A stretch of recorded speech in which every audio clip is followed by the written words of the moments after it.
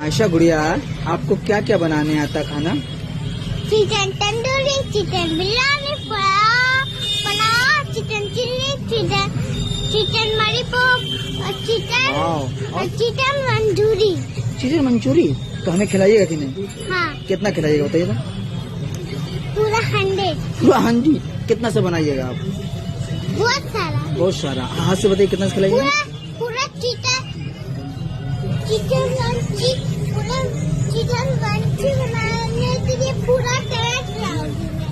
हाँ, पूरा ट्रक। तो मैं थोड़ा सा ले लूंगा उससे खाने को। ठीक है।